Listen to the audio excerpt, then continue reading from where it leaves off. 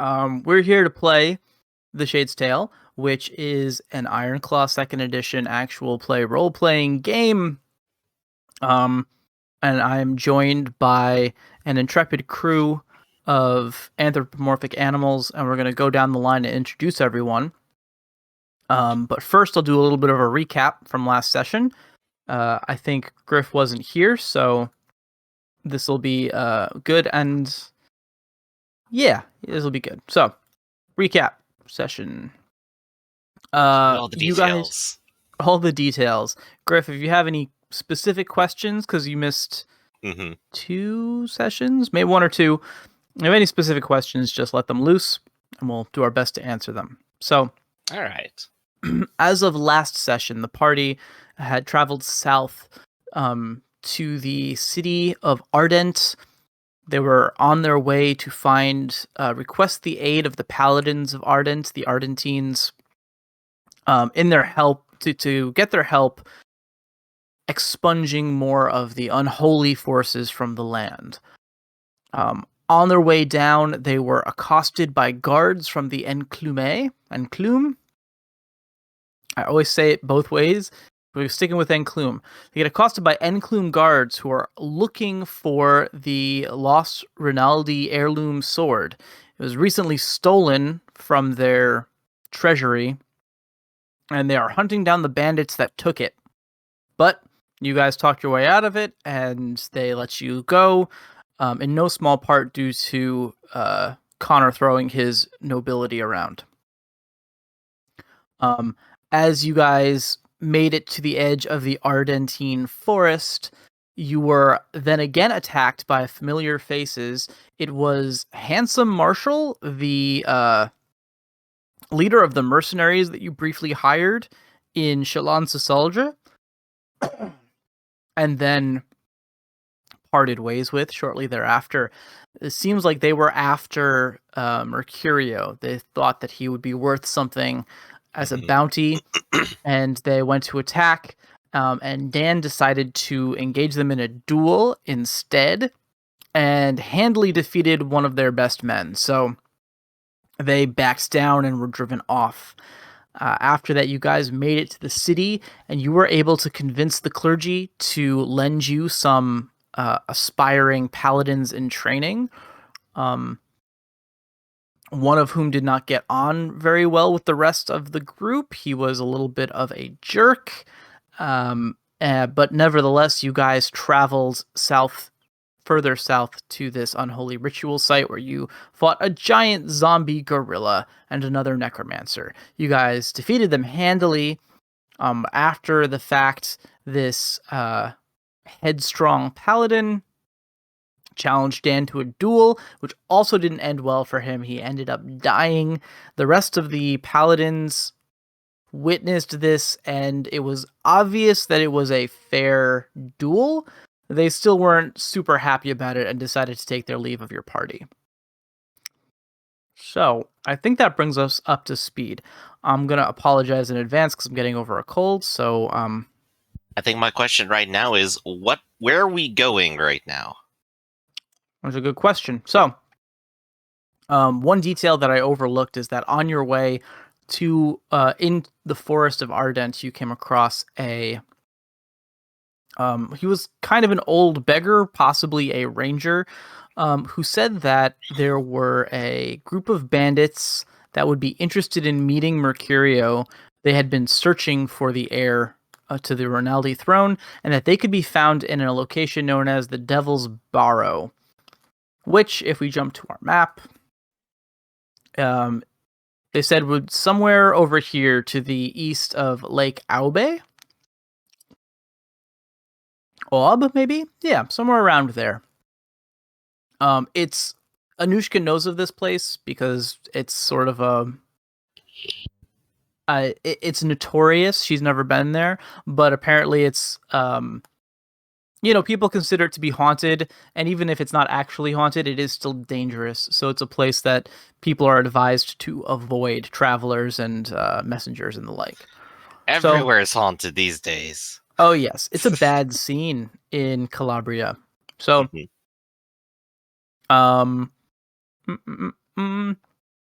And yes, and you guys had accepted the goal officially to recover the lost Rinaldi sword.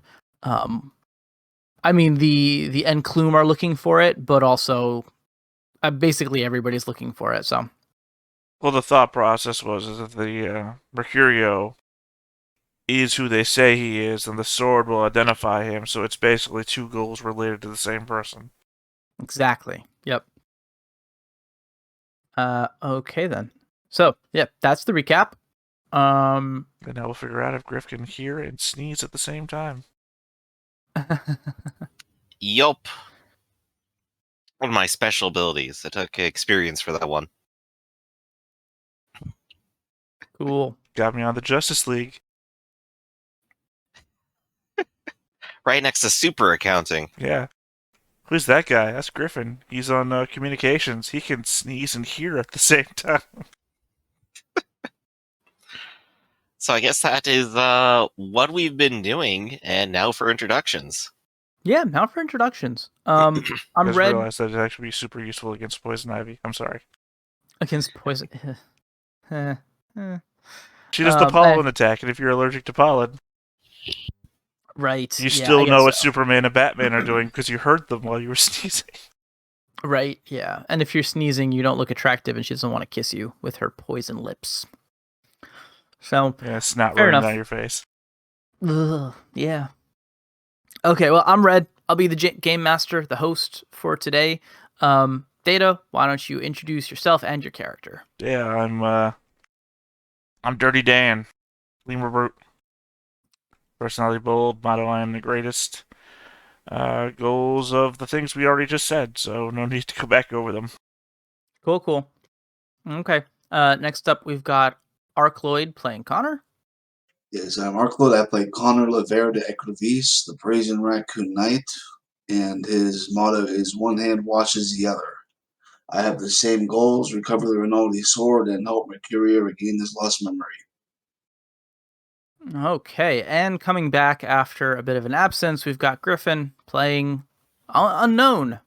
That's right, I'm the anonymous armadillo almoner, who happens to be the group's doctor. He has an evangelical personality. His motto is first, do no harm, second, get paid.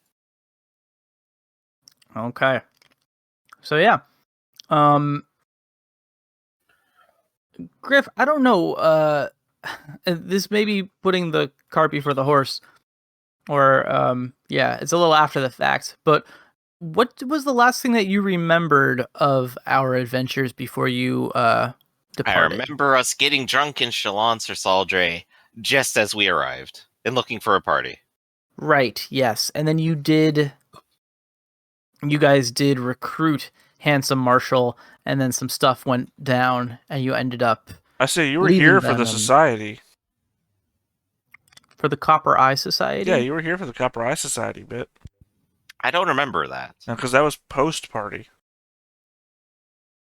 But we ended on trying to find one and just getting drunk.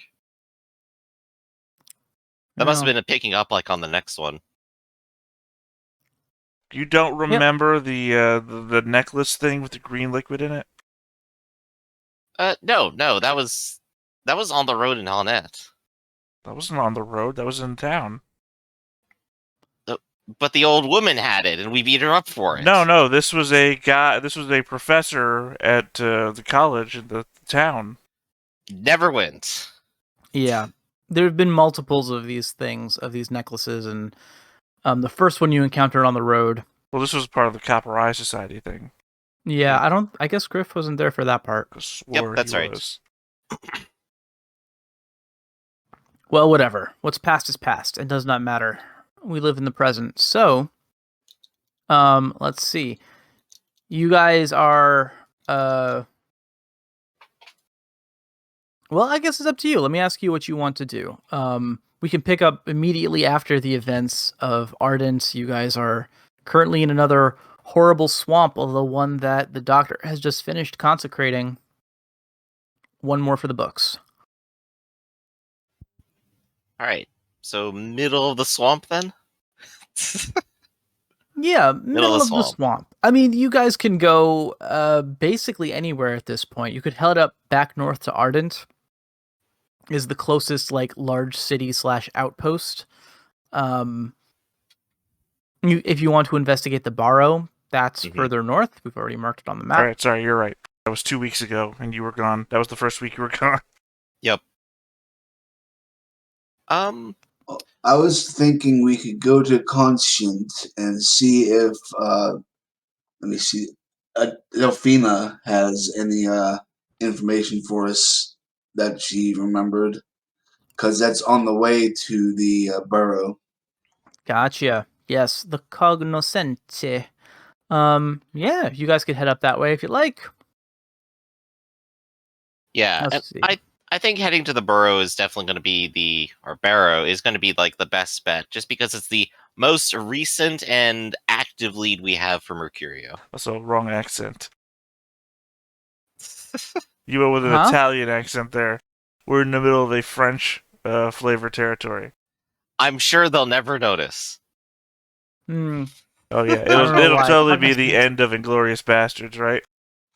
Hmm. You know, I don't speak any Italian. Like I said, third best. Exactly. Okay. To cognoscenti then. All right. Okay. So I don't think I've met Delphina either, have I?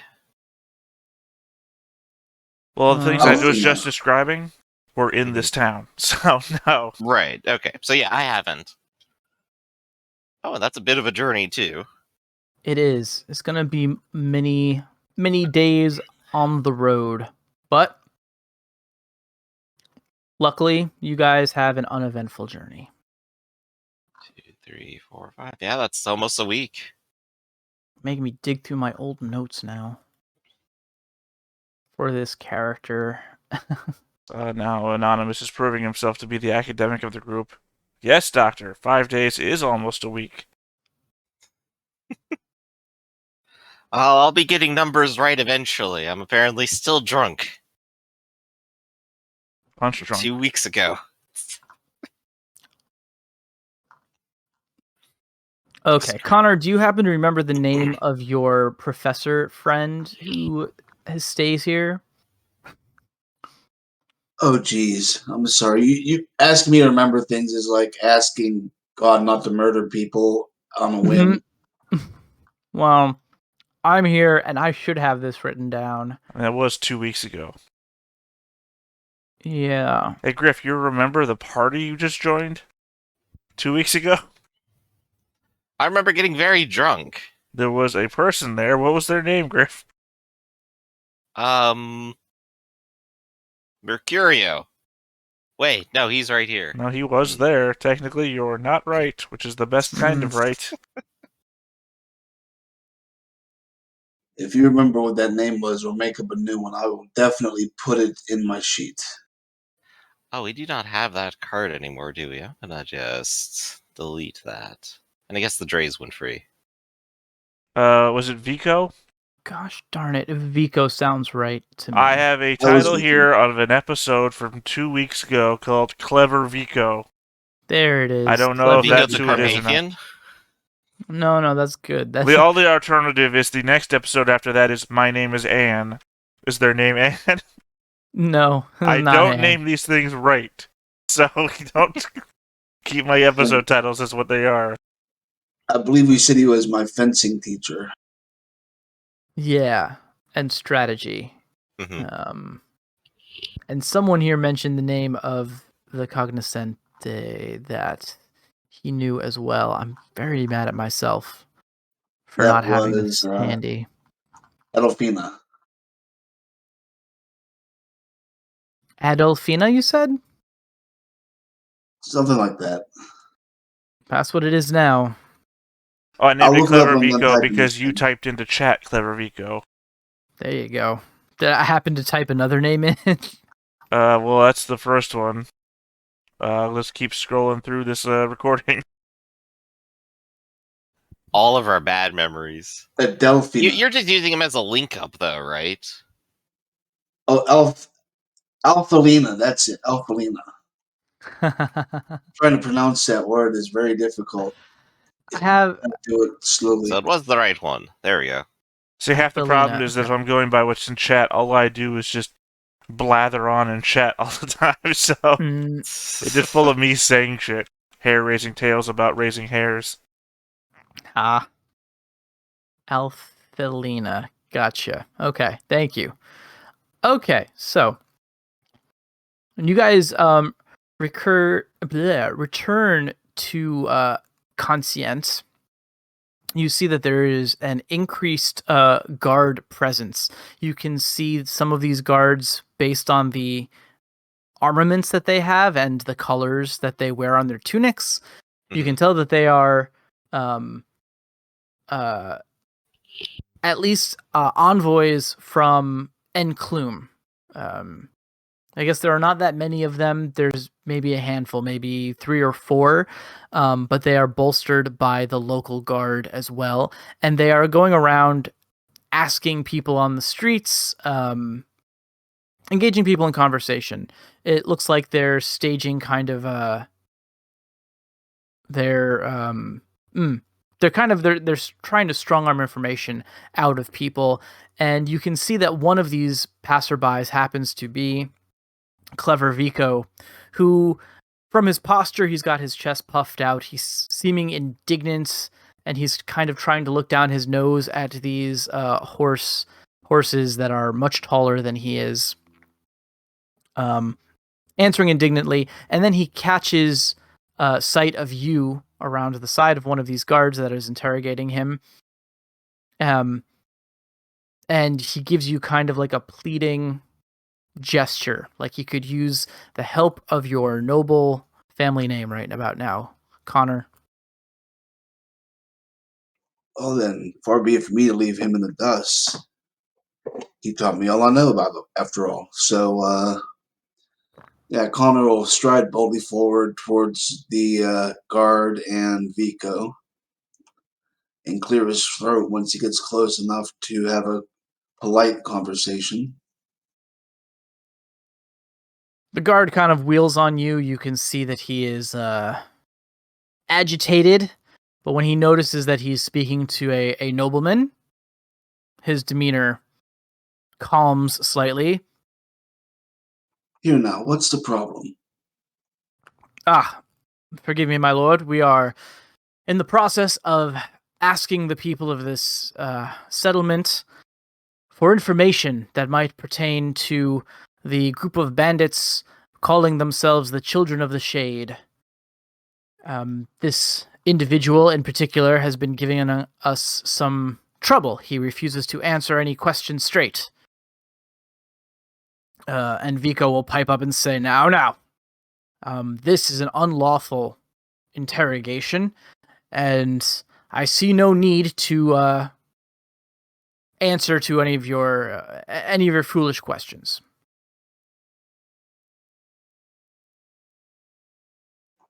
Out of character, give me one moment to scroll through my sheet. Yeah, no problem.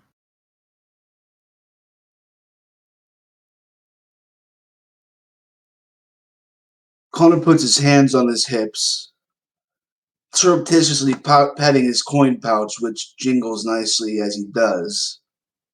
What would it take to get you to let Professor Vico here go? A little bit of a bribe, it would seem. Well, let's see.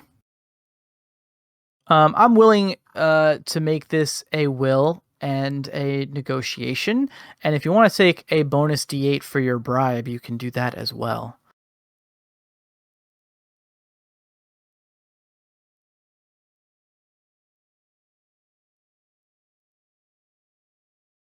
Being holy, man, this will definitely go well.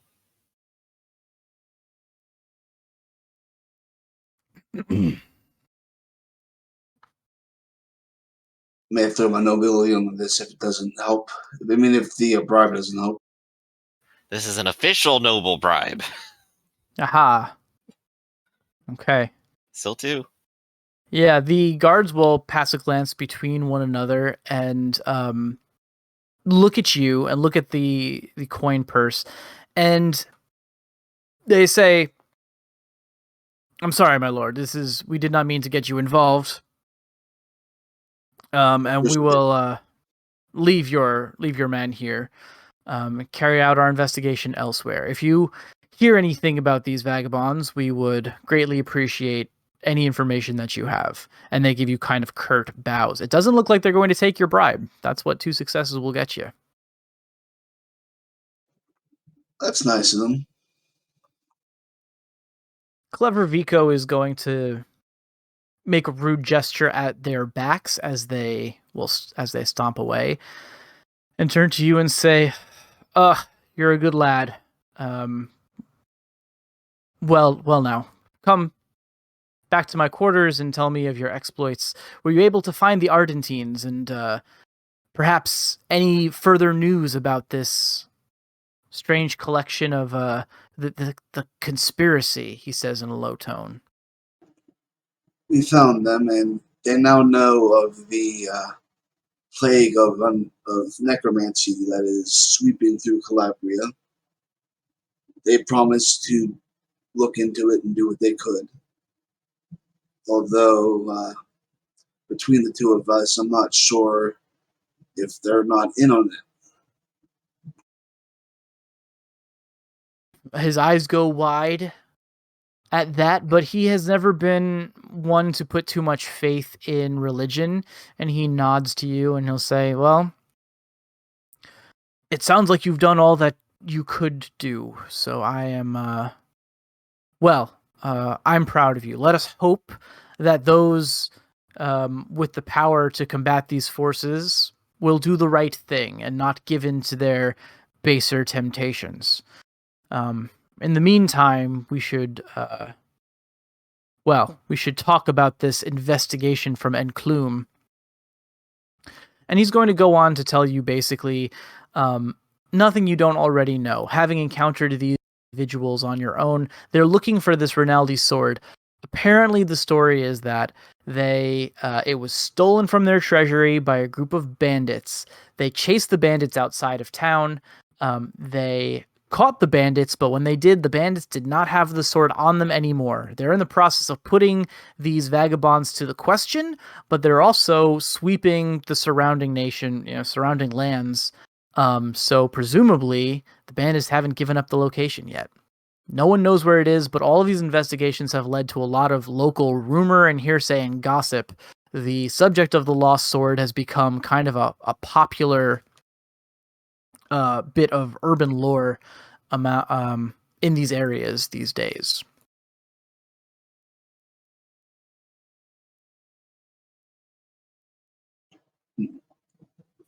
Sounds like quite a lot of effort just for a sword. Exactly. And just if ceremonial swords are remade all the time when they rust away or are broken during use. And it's a ceremonial sword. I mean, what meaning could it have that's so special that only that hunk of metal could do what this does?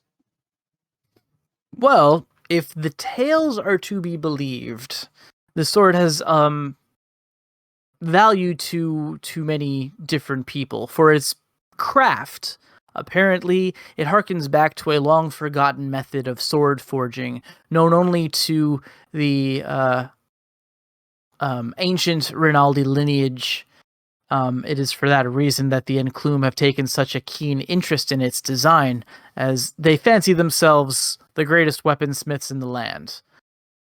A point of some debate. However, the specifics of this sword as well have more of a metaphysical, or we should say mystical, connotation. It is said that this sword, one of the Rinaldi royal heirlooms, is one of a kind and has magic running through it. And should it be held by a true member of the Rinaldi bloodline, that it shall, glow with light, grants powers of magical nature onto its wielder, all sorts of things the people say. I don't put much stock in any of that, but... Oh yeah, we've seen one of those before. Isn't that right, Sir Connor? Yeah, we on the other side of the island. I'm sure there's probably a dozen stories like that, though. His mouth gapes a little bit, and he looks to you and looks to Connor, and he'll say, "Sir Connor, is your companion telling the truth? I mean, this is What was yes, that, there half are a year many." ago now? It couldn't possibly be the same as yours because, well, obviously it wasn't lost until recently. Out of character, was the doctor around for that part of the adventure? I don't know. I think I came in, like, at the end of that one. What part of it was it? Once the town burned.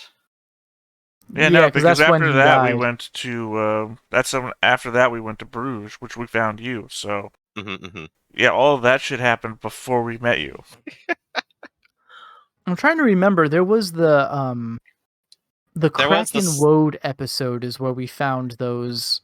Yeah, it's where you found the sword and then immediately delivered it. Exactly. So you delivered it, and then what happened? The sword was then transported to Enclume as part of some sort of deal between the royal family and the nobility of Enclume.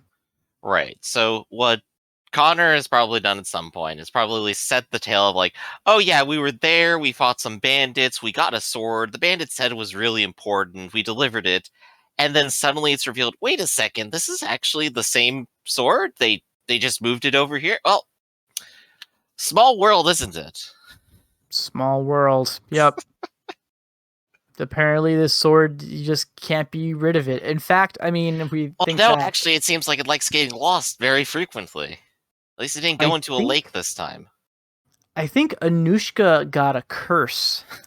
Yes, for she did. the sword. She got it cleansed or whatever at the cathedral in Triskellion, so there's no biggie. But yeah, the sword definitely has some sort of magical power about it. And it has been bouncing around behind the scenes for a little bit, and now it is lost somewhere in the Avoirdupois lands. But Vico has more to say. He says, the significance of the sword is also political. Some are saying that the current son of Jakoba, who sits on the throne in Triskellion, is an imposter, that he gained power through an unlawful coup, and that the heir still lives somewhere. And at this, he can't help but cast a glance over at Mercurio, who is sitting in the back quietly twiddling his thumbs. He says, those that are possessed by this notion, some of them have become militant and have taken to calling themselves the Children of the Shade. It is rumored that they wait not far from here in a place called Devil's Barrow, and that they are... they're seeking this heir, and they are seeking the sword.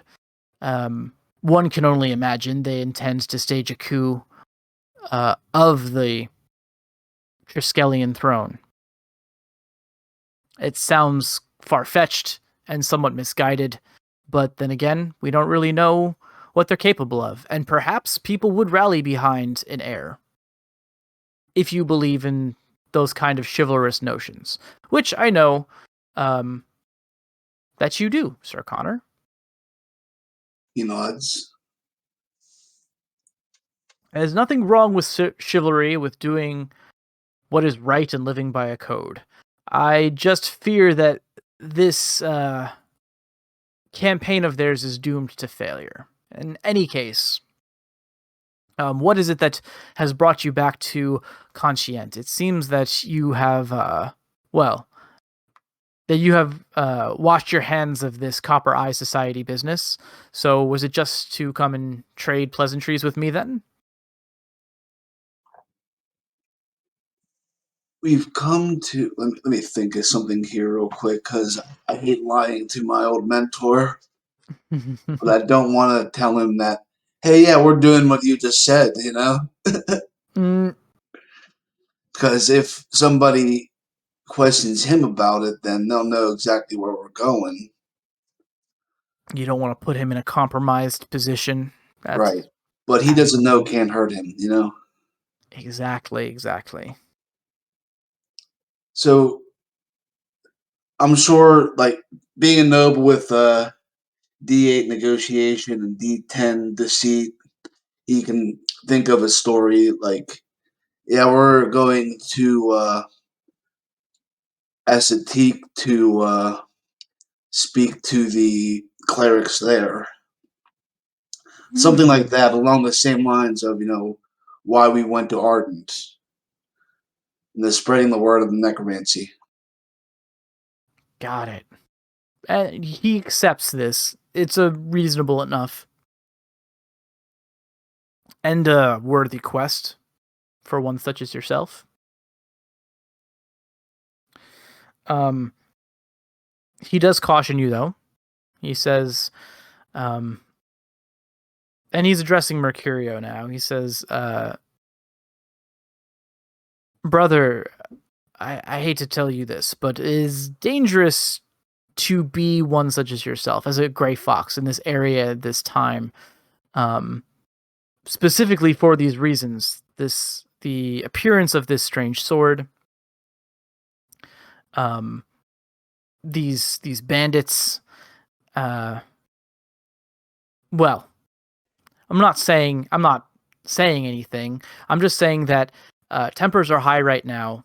The nobility is on the lookout for people that match your description, and it's probably best if you kept a low profile. Again, you both like nobility, and these crazed bandits would have a strong interest, a keen interest in you, dead or alive. So, yes. And then he recalls, Alphalina, correct, yes. You had wanted to speak with her, and then you took off before you were able to make your last appointment. We do feel bad about doing that, but it was needs must. I'm sure it's quite all right.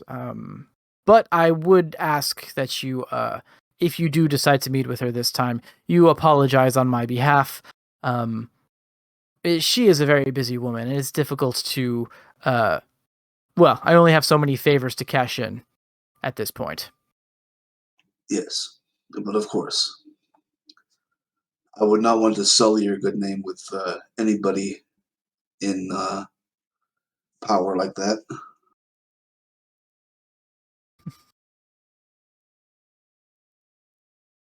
Okay.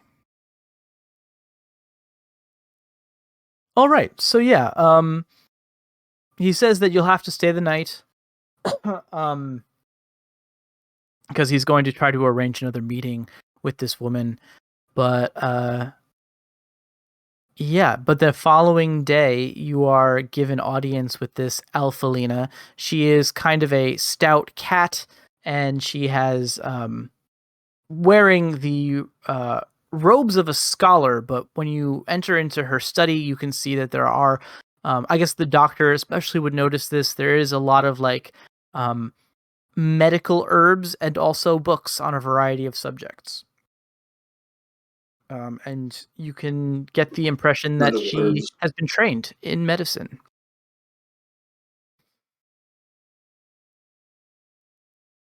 The doctor can discuss his medical herbs with her. I was about to say, it's like, a person of intellect. Here, let's compare notes. I have a lot of stuff on fleas recently. Yes. So she has sort of I'll say gold-rimmed glasses, and when she looks at you, it's like she's sizing up some sort of specimen for study. And she says, "Oh, yes, it's you. My 2:00. Well, now let's see. I'm glad that you were able to make the appointment this time. I don't like to be kept waiting. There's much to be done. So, what is it exactly that I can do for you, my lord?" Well, we have a friend here, and before we continue, I am sorry for dodging on our earlier appointment, but something very important came up. But this is equally as important. Our friend here, Mercurio, has lost his memory, and we were wondering if you might be able to plumb the depths of his mind and fish out anything that might give us a clue as to who he is and maybe restore what he has lost. Well, typically I charge a fee for these things, but I suppose I do owe Clever Vico for um well, I do owe him, and I suppose this will probably wipe our debt clear. So yes, would the subject please step over here? And she gestures to a chair that she has set up. And when you look over to Mercurio, he seems hesitant. Hmm. He says, my lord, good sirs, I must apologize. I know that we spent much time in this pursuit, but I feel like it is not necessary. I don't mean to take any more of our time away from our journeys, and well, I don't know honestly if this is the best use of our resources. I don't mean to impose, is what I'm trying to say. It's no imposition. Please. Your memory is very important, should be very important to you. You know, it's who you are, it's who you've been all your life. There's many people, I'm sure, that you know and love that you cannot remember right now that are waiting for you to return. So why not do them a favor and do all you can to restore yourself? Yes. Well, I have been thinking a lot about that recently as well. And, perhaps there's a reason that I can't remember. It's possible that there were some horrible truths that I would be rather left unknown. It's difficult to explain, I suppose, to someone who still has all of their memory, but I worry that what will be uncovered, and he's just starting to ramble a little bit. His paws are fidgeting nervously, and you can tell that something is certainly wrong. And Connor will put a hand on his shoulders and just, nod and please. You may have been the victim of an attack specifically meant to rob you of your memories. And there may be a reason why someone in the darkness wants you to forget everything. Would it not be in your best interest to defy them, those that wish to harm you?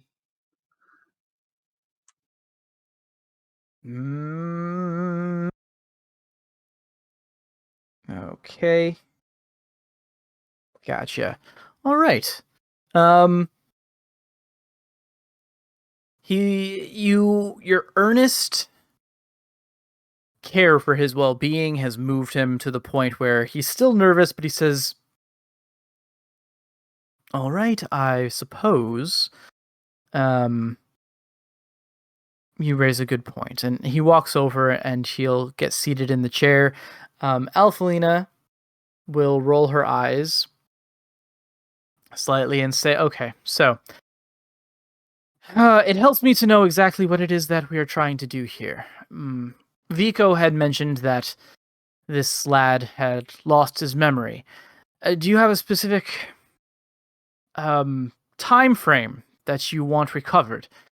Delving into the mind is, well, it is not an easy thing, and it can be a time-consuming process as well."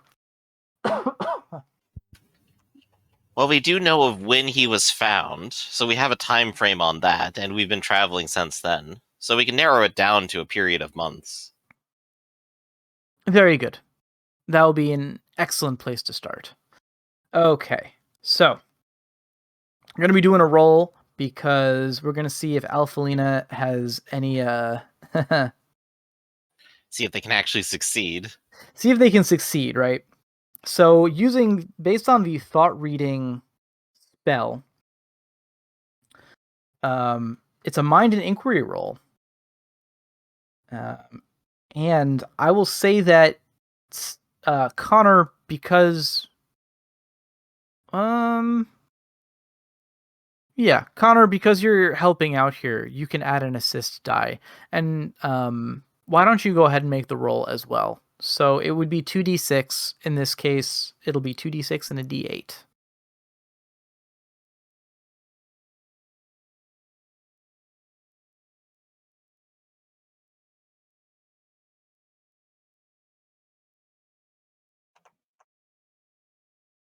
I wish I could add another die to that. Because I know that with mind reading, I think it's 3 successes gives you deep buried secrets. Yeah, I think it's the more successes you get, the Personality. deeper. Well, I don't think it's my personality that matters here because I'm only giving an assist. Yeah. Right, you only had 1 die. Yeah. Unless I mean, we somebody still else did were it. assisting. I mean, if one of you guys wants to assist as well, if you can think of some sort of information This man about is a doctor. Mercurio.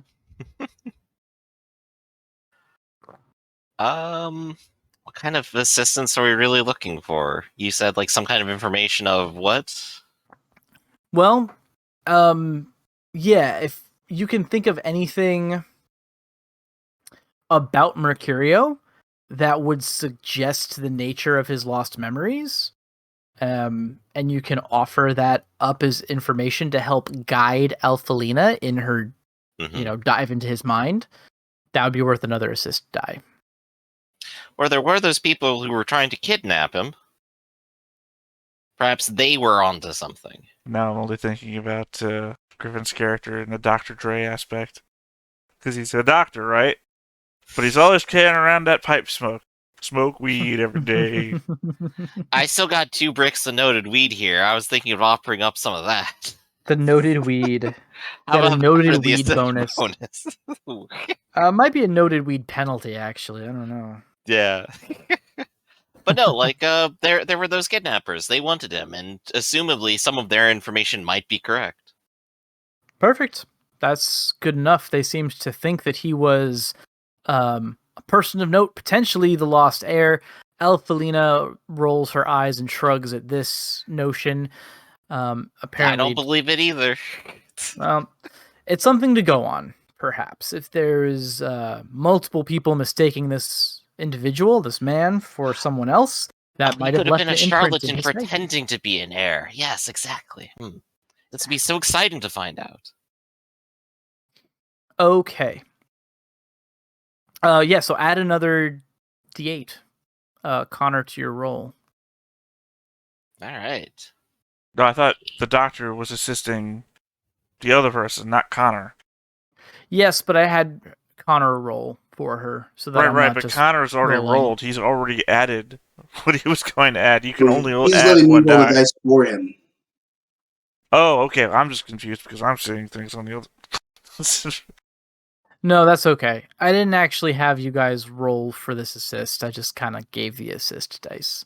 But basically, Alphalina's has 3 successes, right? 4, 4, and 8. Okay, so here's what happens. You guys are watching as Alphalina, she places her hands on Mercurio's brow, and he gets a very concerned look on his face, but sort of like closes his eyes and tries to be restful. And several minutes go by. Alphalina, she's humming something to herself, and then she looks kind of frustrated, and at length she removes her hands and she turns to the doctor, and she says, "Doctor, can I have a word with you, sir?" Ah, of course. And I'll just like close my book.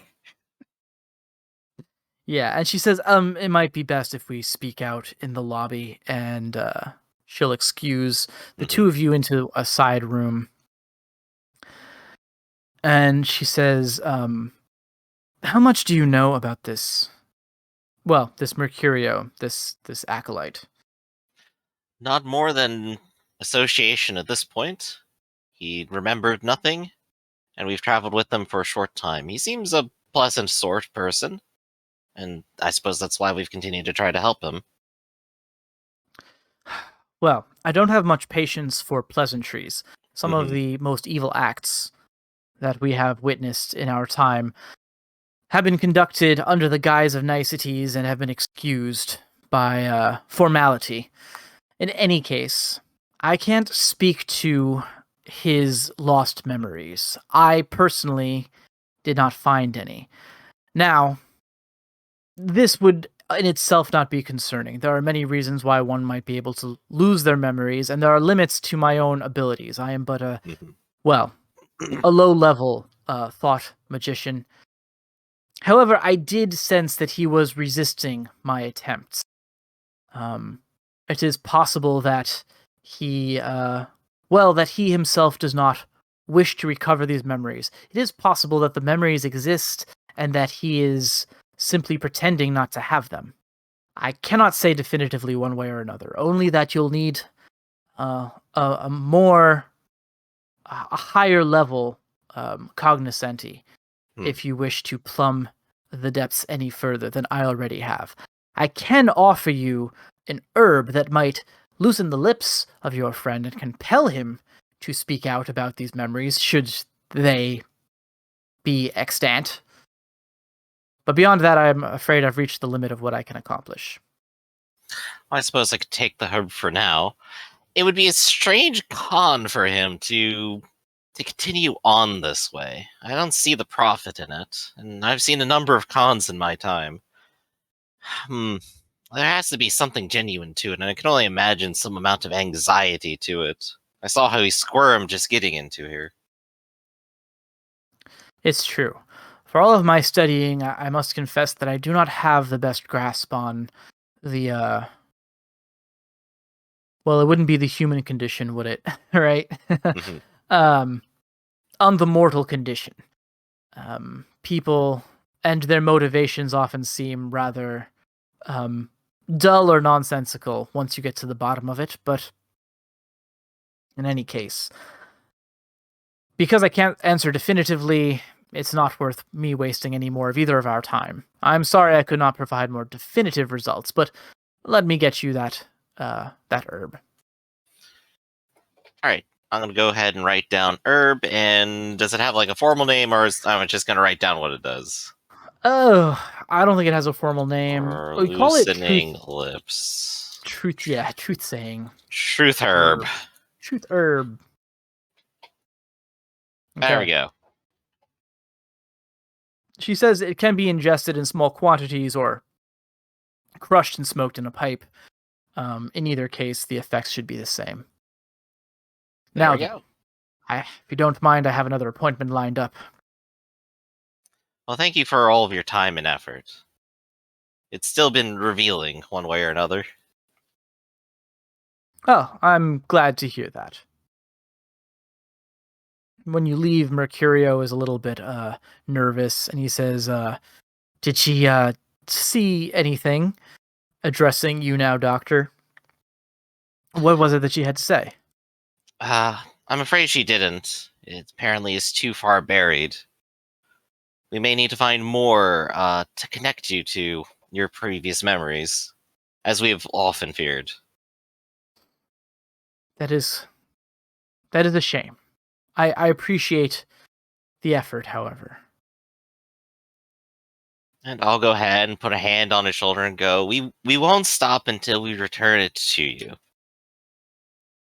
We will make sure that you have what was once yours. I'll cover a hand with his hand, give you a grateful smile, and says, thank you. Regardless of what we discover, I want you to know that I consider you a friend. I consider you all good friends, and I shall do whatever I can to repay this debt I have to you.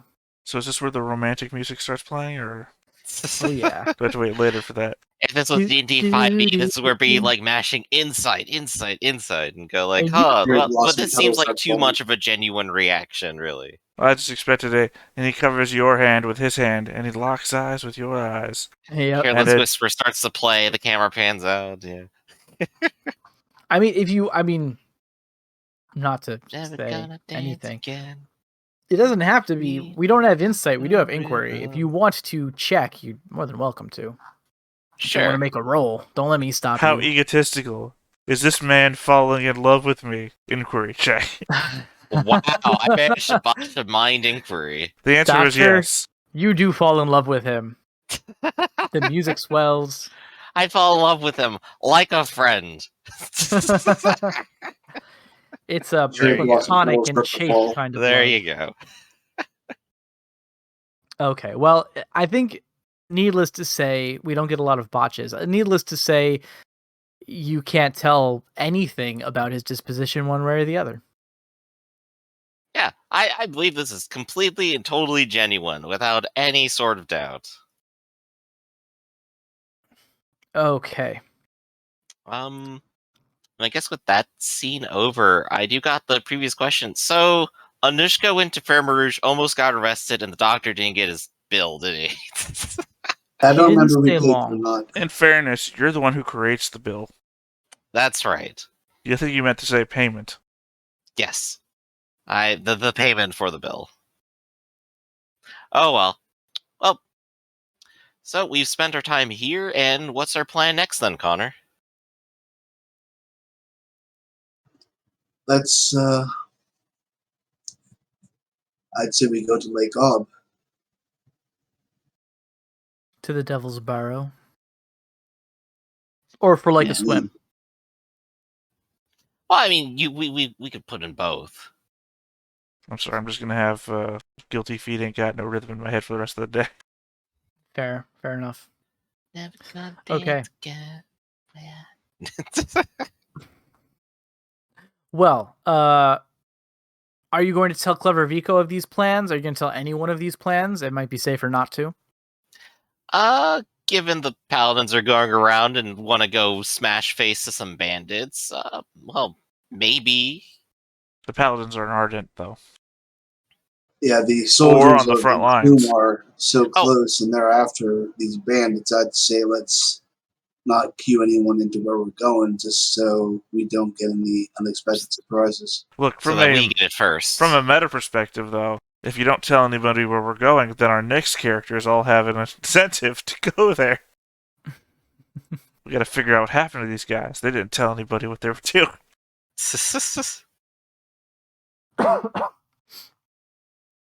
Okay, so you're going to depart stealthily, silently. Anushka knows generally where this place is, even though she has never been there herself. Mercurio is, well, quite nervous. He's been getting more and more jumpy as of late. And again, you know that you expect to find these children of the shade, these bandits that presumably are seeking the lost heir. So this could get rocky for him. But as you travel in the direction indicated, you come across a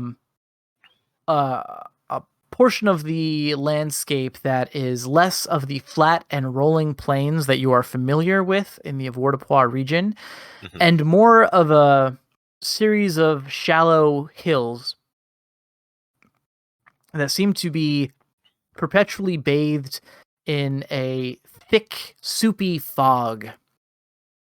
As you enter into this sort of eerie landscape, out of the fog, you see these large cairns appear. Cairns, basically large collections of rocks that have been piled on top of one another.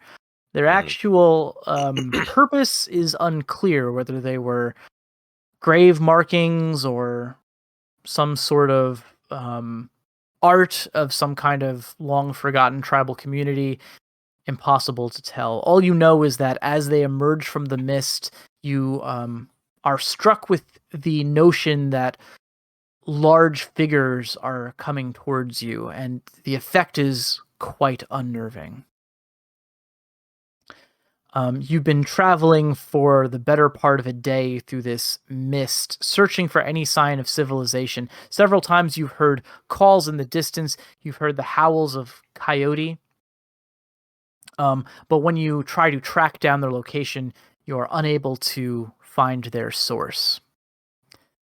You're just about to settle down and take a rest after your march when you hear a flapping, a beating of wings. And for the doctor and Connor, this particular sound issues feelings of remembered terror.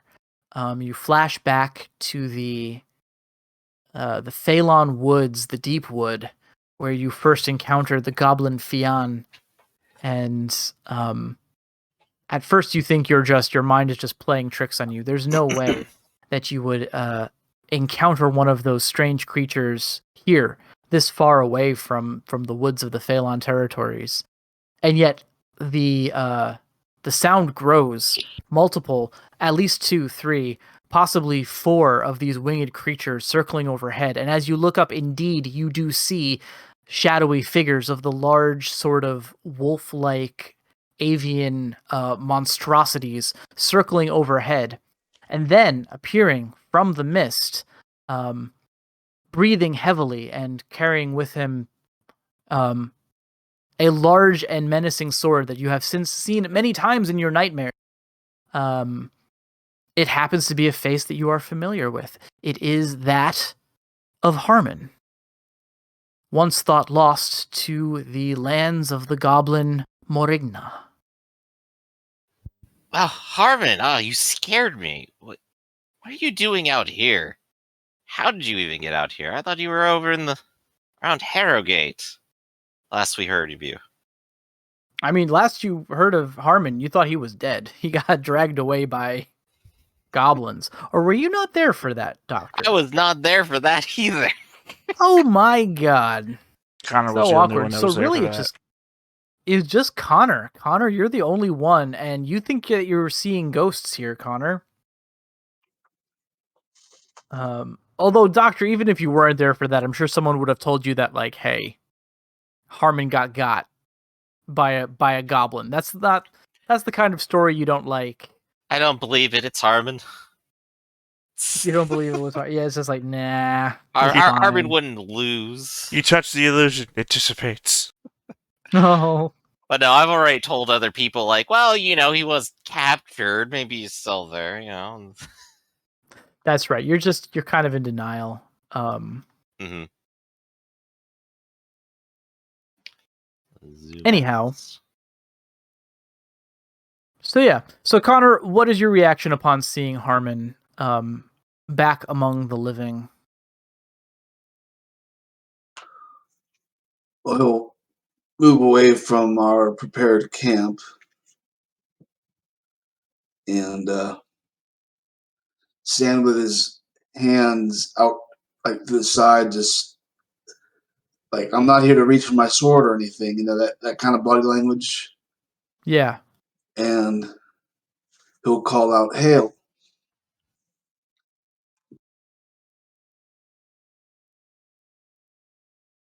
Connor, is that you? Yes, what are you doing here? I thought you'd been captured by the goblins.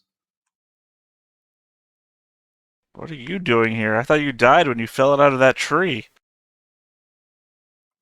I thought I was dying when I fell out of the tree, yes. But I made a stern myself, and apparently so are you. What? You didn't think I was dead, did you? Didn't think you were dead, but I didn't think you were going to escape. I'm sorry, what? I didn't think you were dead, but I also didn't think you were going to escape. No, I heard you. It's just unbelievable. Are you the real Connor? Yes. The same Connor that once very foolishly tried to parry a blow from you and managed to succeed. Indeed. For I am Harmon, champion of the Avoirdupois. I have defeated the best of the Bisclave. I fought what the Phelan had to offer, and you think I would be captured?